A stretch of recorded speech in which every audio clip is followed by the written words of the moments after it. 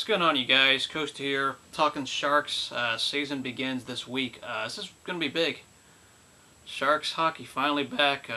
Been a long off season. First of all, congratulations to the Blackhawks. Very well deserved win. Stanley Cup. Very loaded team. One of the best regular season teams, and definitely one of the best postseason teams. I mean, I don't think the Sharks were going to beat them if they played head to head. So that was one of those teams that was loaded top to bottom, and they deserved it every bit. Now on to the Sharks. Very, very minor off-season. This was one where the Sharks did not have a lot of cap room. Did not lose too much. They made their trades. They made their sellings, and which was good. The Sharks were one of the best sellers at the deadline, in my opinion, and they were still competitive. This team's rebuilding on the fly. Going on, first off, the extensions. I'm very happy. Couture is in for the long term. Joe Pavelski's in for the long term. Those were two things that needed to be done. As I said before, we're transitioning into a part where we're building the team around Couture, Pavelski, very, very soon.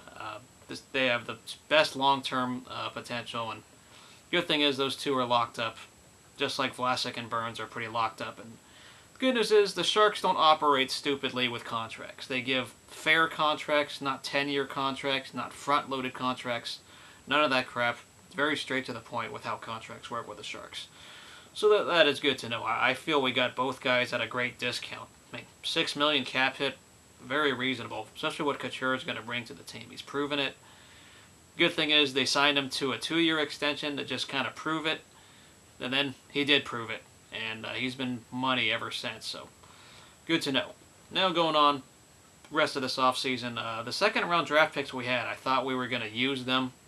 We used them a little differently than I thought. One of them, I know we used our own pick, but we traded one for Tyler Kennedy. The only addition we made this offseason, Tyler Kennedy fell out of favor with Pittsburgh. We'll find out what he brings to the table, but he's supposed to fit our system well. I'm not exactly thrilled over that pickup, but, you know, time will tell. Time will tell. I thought he regressed pretty badly with the Penguins, and hopefully they didn't make highway robbery of that trade. Otherwise, we used another second-round pick. I think it's the one we got from the Penguins to trade up for 2 spots to get, I was Moeller, I believe, something like that. Can't pronounce the name right, but they drafted a guy to go 2 spots up.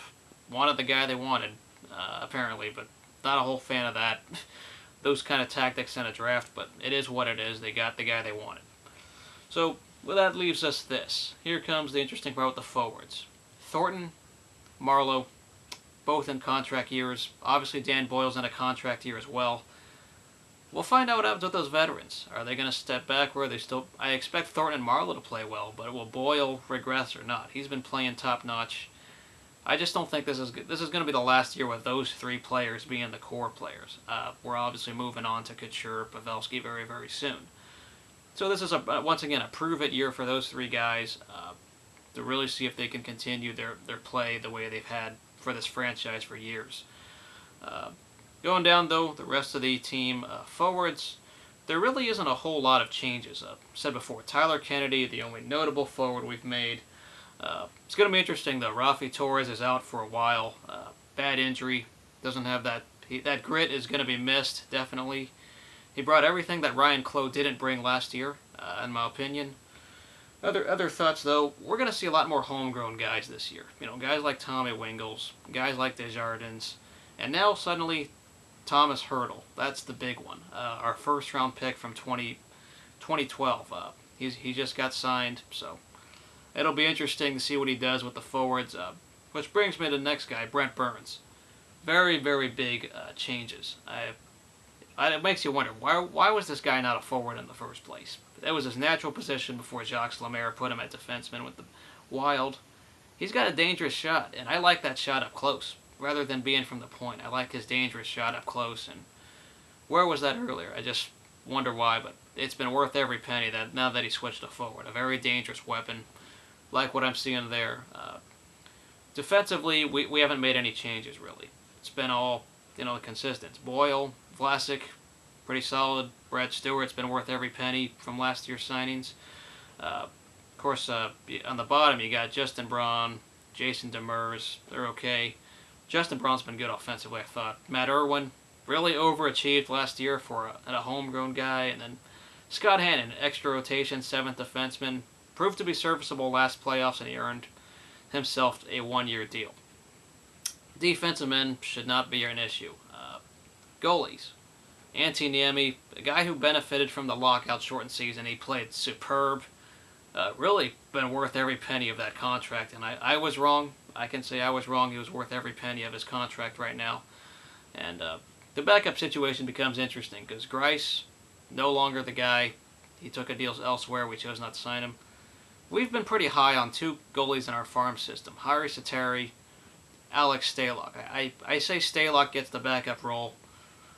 This video might be uploaded a little bit later, and the backup might be decided, but I feel both of our backups are capable, and I always feel the goalie position should be homegrown. It'll be trial and error and wait and see, but that should be okay.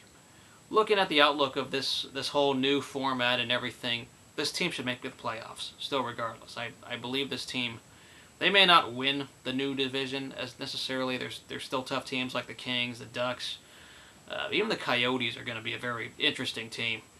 But going on, Sharks, it's going to be ups and downs. There was definitely a lot of ups and downs last year. Started great, then they had a very poor middle of the season, but then they got hot at the end once we traded Douglas Murray to the Penguins. So, it was a very interesting year. I think this team is capable of making the playoffs. They just got to pull it together if they're in the playoffs when it matters. The best thing about this season is the national media doesn't predict us to do anything.